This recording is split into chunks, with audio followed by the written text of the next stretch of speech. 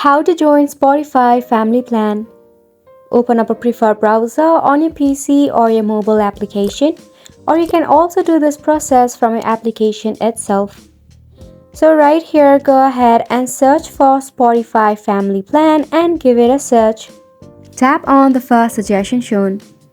Here you can read out some of the details of Premium Family. Then to start, tap on Get Started right here.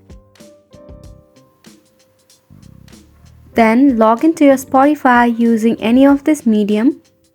In here, you have to fill out a form regarding your address and your payment method. For address, mention your street, town or city, state and zip code. If you want to select credit or debit card, enter your card number, expiration date and your security code. Then, if you want to select PayPal, just tap on it and make sure to log into your PayPal to continue the purchase. You can also change the country by tapping on Change Country.